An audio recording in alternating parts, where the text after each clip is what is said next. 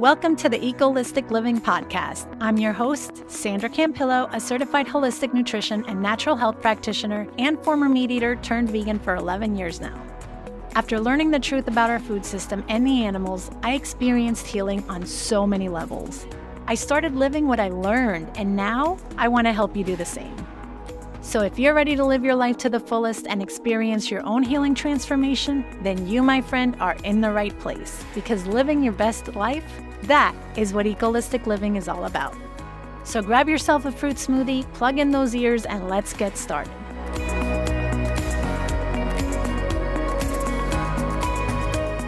Today, we're addressing the most frequently asked question that just about every vegan gets asked at some point or another. Where do you get your protein?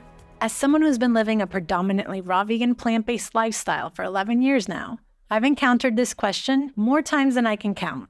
It's a question that can feel like a huge roadblock, especially when you're new to an animal-free lifestyle. But don't you worry, I'm going to break it all down and show you just how easy it is to get all the protein you need.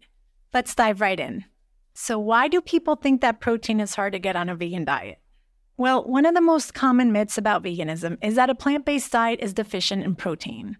This is a huge misconception. When people think of protein, they often think of steak, chicken, fish, and eggs. And the idea that beans, lentils, quinoa, and veggies are protein-rich is like something out of a sci-fi movie. This isn't surprising, considering how we've been taught and what we've been raised to believe. But contrary to popular belief, plant food is where all the nutrients, vitamins, and minerals come from, and are the primary source of protein.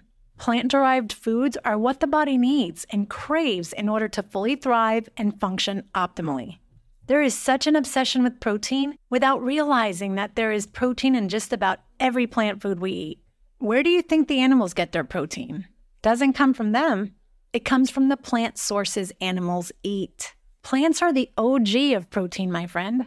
They are the source. And don't think you are eating clean protein when you eat animals. Oh no. You're actually eating more unhealthy fat and cholesterol than the protein itself, especially after the animal flesh has been bleached, chemicalized, and highly processed, just so it can look presentable to buy and eat.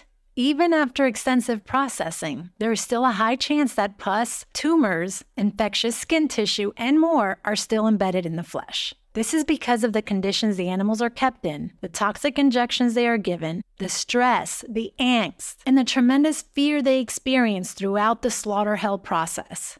These animals feel and are smarter than humans give them credit for, so they know what's happening, and they hear it.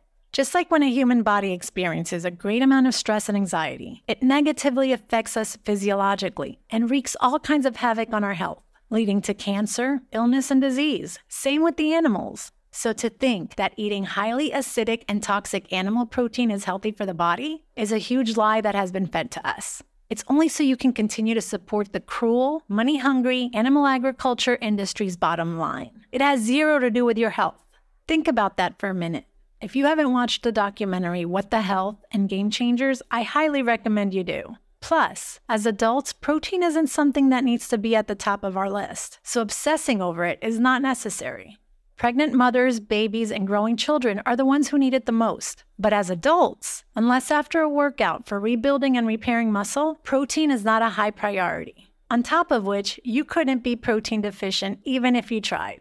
Take athletes like Serena and Venus Williams, for example. Both tennis champions found themselves with compromised health conditions, which led them to turn to a plant-based diet. Serena was first, and then she put her sister Venus onto it. Both were not only able to transform their health, but their athletic performance as well. And how about Patrick Baboumian? Not sure if I'm pronouncing that right, but he turned vegetarian in 2005 and became vegan in 2011. He's a strongman competitor and former bodybuilder powered solely by plants. He is also known as one of the strongest men in the world, who you can find in action in the Game Changers documentary. These are just a few who thrive on plant-based diets, consuming nothing but plant protein. And there are many others out there who are doing the same. And to give you an idea of how easy it is to get more than enough protein directly from plants, here are some plant sources that will power you up.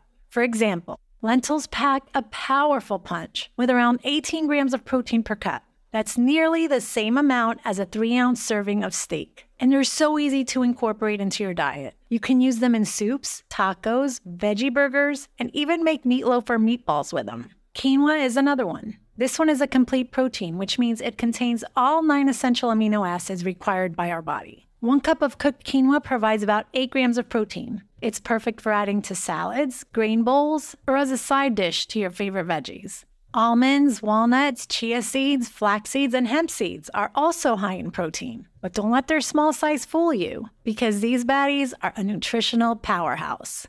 Just a 1/4 cup of almonds offers around 7 grams of protein, and just 3 tablespoons of hemp seeds provides 10 grams. I love adding these to my smoothies, and even sprinkling them on salads for an extra protein boost is a major plus. You can also use them for dressings, or add them to oatmeal, or even make trail mix with them for a boost of energy during your outdoor activities. And let's not forget about vegetables. That's right, vegetables also have protein, with some more than others. Take spinach, for example. A cup of raw spinach contains about 6 grams of protein. Asparagus, sprouts, and sea veggies are also great protein sources. Incorporating a variety of these veggies into your meals not only boosts your protein intake, but also provides a wealth of vitamins and minerals. Same with fruit. Guava, avocado, and jackfruit all pack a powerful protein punch.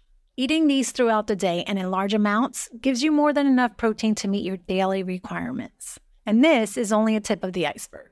There are so many plant protein options you can add to your diet if protein is still a big concern. But like I said earlier, getting enough protein isn't something you need to worry about. I would be more concerned with getting enough calories in based on your activity levels and your body's needs. Not just any amount of calories, but those that are loaded with nutrients, vitamins, and minerals from whole foods. So there you have it. As you can see, getting more than enough protein on a plant-based vegan diet is not that difficult. In fact, it's highly nutritious and delicious. So next time someone asks you, where do you get your protein? You can share these nutritious plant-based options with them. Remember, protein isn't just about quantity. It's also about quality and diversity. Embrace the abundance of plant-based foods, and you will find that meeting your protein needs is easier than you think.